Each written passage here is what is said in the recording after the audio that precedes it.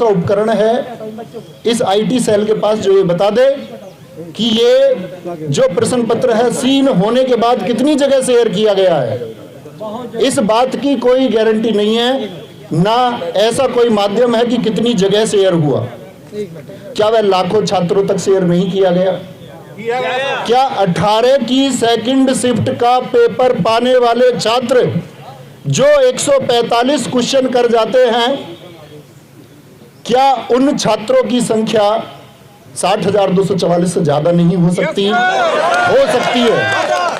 और अगर उनकी संख्या 60,244 से ज्यादा हो सकती है तो किसी शिफ्ट को सरकार यदि ये बोले कि ये पहली शिफ्ट, इसका कोई साक्ष्य नहीं मिला या इसका कोई साक्ष्य नहीं मिल पा रहा है, एक ठोस साक्ष्य नहीं है, तो क्या सरकार इस बात की अनदेखी करेगी कि एक शिफ्ट में 60,244 से ज्यादा छात्र सफल हो जाएंगे?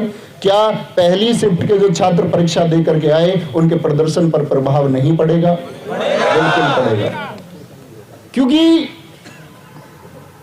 क्या सरकार ऐसी कोई गारंटी दे सकती है कि पहली शिफ्ट के जो नॉर्मलाइजेशन होंगे उन बच्चों को इतने मार्क्स मिलेंगे कि सेकंड शिफ्ट में जो धांधली करके आए हैं उनके बराबर होंगे? नहीं दिया जा सकता। तो सूरज निकले या सूरज डूबे, सुबह हो या शाम, हमारी एक ही मांग, री एग्जाम, री एग्जाम, री। तो बस एक ही मांग को लेकर के साथ ही चलेंगे। सारे अध्यापक वर्ग ने पहले बहुत सारे आंदोलन चले होंगे, बहुत सारे आंदोलनों में अध्यापक वर्ग एक साथ हुआ है।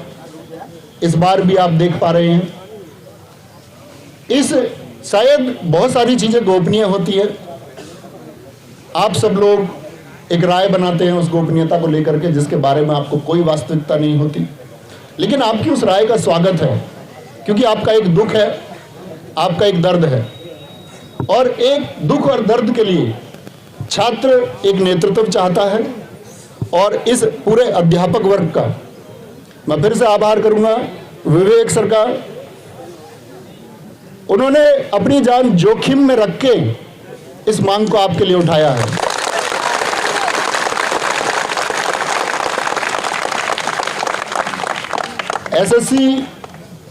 एसएससी गुरुकुल के गुरुजी शुभंशु गुरुजी ने इसको ग्राउंड तल पर चलाया है। मारूफ सर सुपर क्लाइमैक्स एकेडमी इसके लिए जितने छात्रों को जोड़ने का प्रयास कर रहे हैं, उनकी मेहनत आज आप रंग देखेंगे कि उनकी मेहनत से यहाँ कितने छात्र जुड़ते हैं।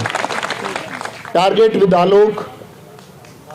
और अगर मैं बात करूं, ऐसे ना जाने कितने अध्यापक होंगे, क्योंकि ऑनलाइन कोचिंग में पढ़ा देते हैं, एक संख्या आ जाती है, बच्चों के अंदर एक विश्वास, लोग जानते होंगे। और गवर्नमेंट को, मीडिया को भी ये जानने का प्रयास करना चाहिए कि यूपी कांस्टेबल के अभ्यर्थी तो छोड़िए, ये पेपर मिठाई की तरह उन सब के पास भी पहुंचा है जिन्होंने यूपी पुलिस के लिए अप्लाई तक नहीं किया। मानते हैं इस बात को?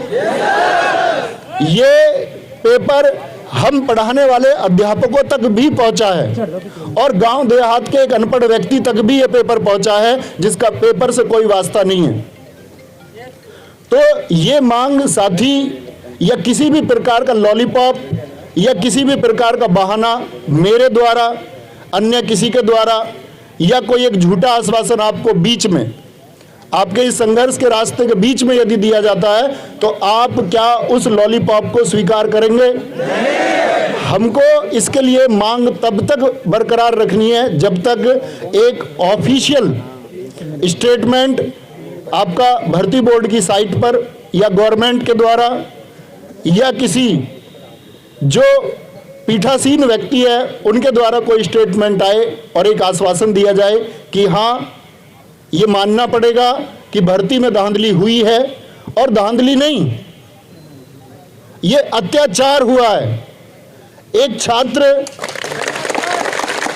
जिसके सपने हैं, हर अध्यापक वर्ग जिसके सपने हैं, किसी भी अध्यापक का भविष्य भी और मैं उन सारे साथियों से भी आह्वान करूंगा जो यहाँ मौजूद नहीं है, साथी अध्यापक, हम सबका भविष्य इन बच्चों के भविष्य से सीधा प्रत्यक्ष रूप से जुड़ा होता है।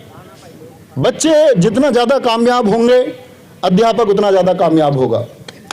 बच्चे कामयाब नहीं होंगे, अध्यापक कामयाब नहीं होंगे। तो आप सब प्लीज इन बच्चों के जो आंसू हैं, जो इनका दर्द है, जो सपने इन्होंने देखे, कोई धनाढ्य व्यक्ति यूपी पुलिस कांस्टेबल में भर्ती होने का सपना नहीं देख सकता। सरकार जानती है, हर एक शिक्षित वर्ग का व्यक्ति जानता है कि ये सपना निम्न वर्ग के छात्रों और अधिकतर निम्न वर्ग के छात्रों और बहुमुश्किल मध्यम वर्ग के कुछ छात्रों के द्वारा ये सपना देखा गया कि हाँ, इस बार हम कुछ करके जाएंगे। 60,244 पद देख करके सबका बोलते ना हृदय एकदम से फल फूल गया। पिछला एग्जाम हुआ, कुछ एग्जामों में ऐसा हुआ कि बच्चों को अपना जो साहस है, जो प्रतिभा है, वो दिखाने तक को मौका नहीं मिला। दिल्ली पुलिस कांस्टेबल बच्चों को फिजिकल की तैयारी के लिए भी समय नहीं दिया गया। सपने